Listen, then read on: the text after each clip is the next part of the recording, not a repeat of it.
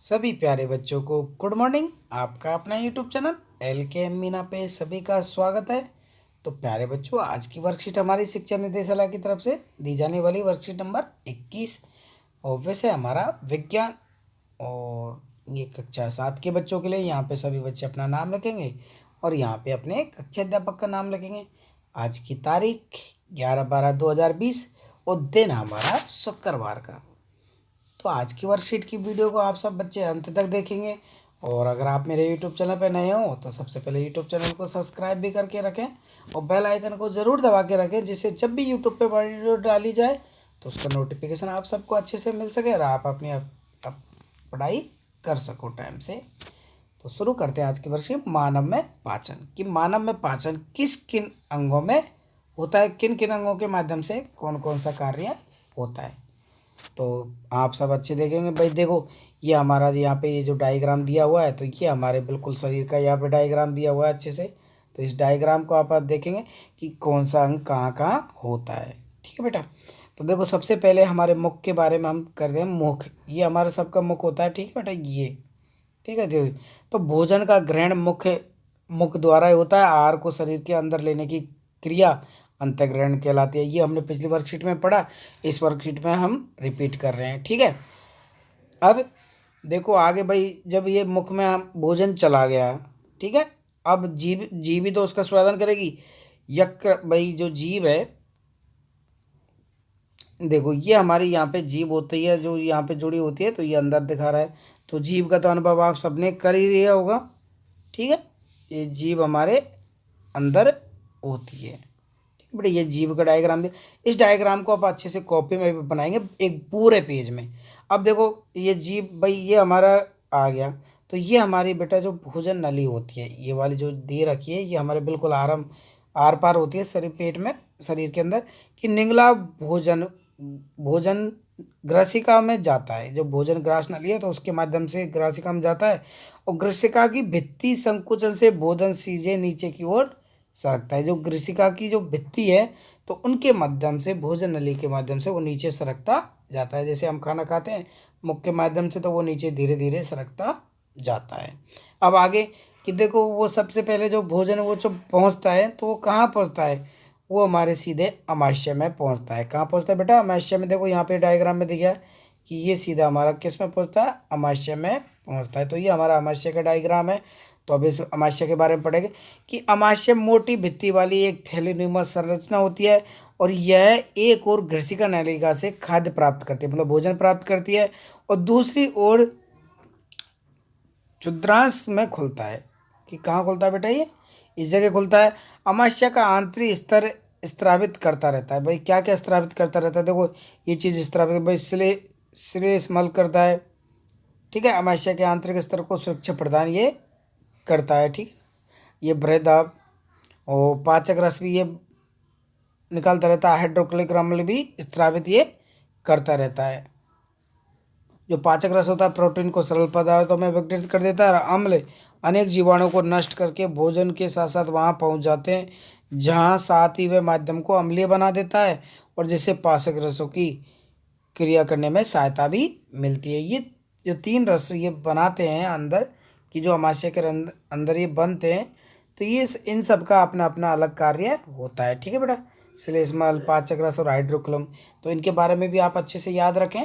ठीक है, तो ये हमारा अमाशय का डायग्राम। अब बेटा जो ये रेड कलर से बना हुआ ये हमारा यकृत होता है। बेटा ये यकृत है। अब इसका क्या कार्य होता है, यकृत शरीर की सबसे बड़ी ग्रंथि होती है। बेटा ध्यान रखना, यकृत हमारे शरीर की सबसे बड़ी ग्रंथि होती है और यह पित्त रस स्थापित करती है। कौन सा रस बनाती है, पित्त रस स्थापित करती है, जो कि एक थैली में संग्रहित होता है, इकट्ठा होता रहता है। इसे पित्ताशय कहते हैं। इसे क्या कहते हैं बेटा, पित्ताशय। पित्त रस वसा के पाचन में महत्वपूर्ण भूमिका निभाता है। भाई ये सारे यकृत के कार्य हैं और ये पित्ताशय कहलाता है। देखो बेटा, ये पित्ताशय का भी डायग्राम हमें अच्छे से दिया है। देखो अच्छे से आप देखेंगे तो ये देखो, ये जो दिया गया है ये वाला, तो ये हमारा पित्ताशय होता है और ये हमारा यकृत है। ठीक है बेटा, तो अपना अमाशय के बारे में जान ले, यकृत के बारे में जान ले, अब पित्ताशय के बारे में।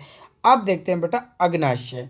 कि जो बेटा ये जो दिया हुआ है हमारे ये हिस्सा, ये सब हिस्सा किसका होता है, ये अग्नाशय का होता है कि अग्नाशय एक बड़ी ग्रंथि है जो कि अमाशय के ठीक नीचे स्थित होती है। अब इसी के नीचे तो है अमाशय ये रहा, और इसी के ये नीचे स्थित होती है।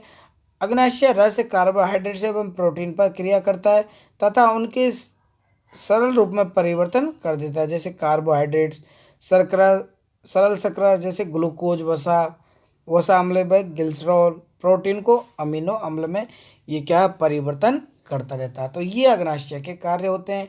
ठीक है बेटा। तो उसके बाद क्या आता है, तो देखो बेटा उसके बाद होता है हमारा बृहदांत्र।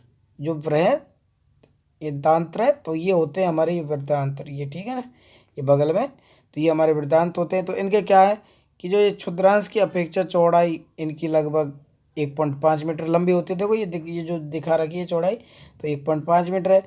इनका कार्य क्या है, जल व कुछ लवणों का अवशोषण करना, पचा हुआ अपचयित पदार्थ जो होता है उसे मलाशय तक चला जाता है। ठीक है। और अर्ध ठोस मल के रूप में रहता है। समय समय पर गुहा द्वारा ये मल बाहर निकलता रहता है। इसे हमें निष्कासन की प्रक्रिया भी कहते हैं। ओके बेटा। तो ये इनका कार्य होता है बृहदांत्र का। अब आगे, अब हमारा आता है बेटा ये जो हिस्सा होता है बीच में, ये हमारा होता है क्षुद्रांत्र। ठीक है बेटा। यह अत्यधिक कुंडलित लगभग 7.5 मीटर लंबी, यह यकृत और अग्नाशय से स्राव प्राप्त करती है। भाई जो यकृत है इसके, और इसके माध्यम से जो भी इसको मिलता है तो वो सब इसके इधर आता चलता है, ऊपर से नीचे की ओर आता रहता है। इसकी भित्ति से कुछ रसिकता हुए पचा हुआ भोजन अवशोषित होकर क्षुद्रांत की भित्ति में रुद्र वाहिका में चला जाता है। इस प्रकरण को अवशोषण कहते हैं। और क्षुद्रांत की आंतरिक भित्ति पर अंगुली के समान उभरी हुई संरचना होती है जिन्हें दीर्घ रोम कहते हैं अथवा रसांकुर कहते हैं। दीर्घ रोम पचे हुए भोजन के अवशोषण हेतु क्षेत्र बढ़ा देते हैं। भोजन का वह भाग जिसका पाचन अवशोषण नहीं होता उसे वृद्धांत्र में भेज दिया जाता है। ठीक है बेटा। जो भोजन हमारा जो पचता नहीं है तो वो मल के रूप में हमारे शरीर से बाहर निकल जाता है। आपने देखा कि हर अंग एक हमारे शरीर में महत्वपूर्ण है, तो सभी अंगों के कार्यों के बारे में हमें अच्छे से पता होना चाहिए। अब देख लेते हैं बेटा इसके हम क्वेश्चन आंसर वर्कशीट के कि यकृत का क्या कार्य होता है। तो देखो आपने इसमें पढ़ा यकृत के बारे में, तो पहले क्वेश्चन का आंसर हम ये रहा बेटा, यकृत के बारे में ये रहा। ठीक है बेटा। ये हम पहले क्वेश्चन में आंसर यहाँ पे लिख देंगे। ये पूरा यकृत शरीर की सबसे बड़ी ग्रंथि है। यह पित्त से स्रावित करती है जो कि एक थैली में संग्रहित होता रहता है, और इसे पित्ताशय भी हम कहते हैं। पित्त रस वसा के पाचन में महत्वपूर्ण भूमिका निभाता है। ठीक है बेटा। तो ये हमारा ये पहले क्वेश्चन का आंसर हो जाएगा। अब देखते हैं हम दूसरा क्वेश्चन।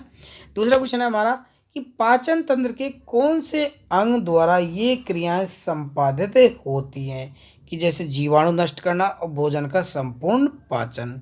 तो ये हमने देखो पढ़ा ही रहा, अगर आपने अच्छे से पढ़ा हो तो बेटा ये कार्य करता है हमारा अमाशय।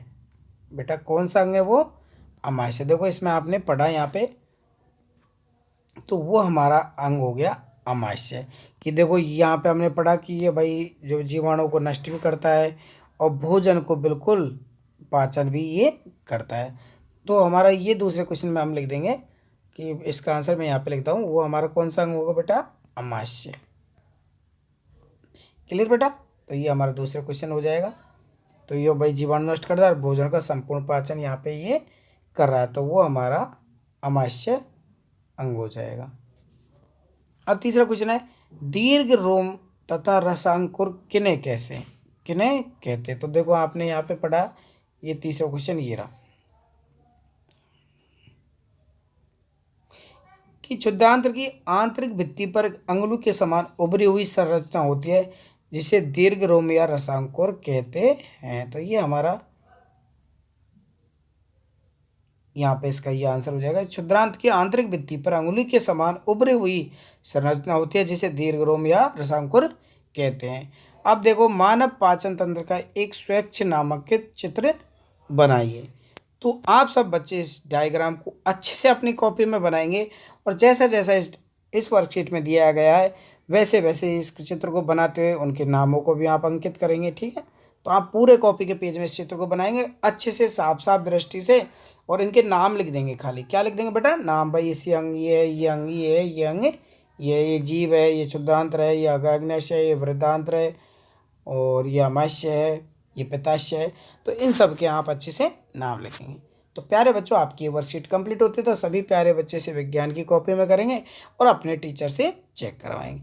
और बेटा ये जो वर्कशीट है बहुत महत्वपूर्ण है, आपके पेपर में भी आ सकता है ये क्वेश्चन, तो आप इसको अच्छे से याद भी कर लें भाई कौन से अंक का क्या कार्य हमारे शरीर में होता है। तो सभी बच्चे वीडियो को लाइक और चैनल को सब्सक्राइब ज़रूर करके रखें। Thank you, bye bye, take care.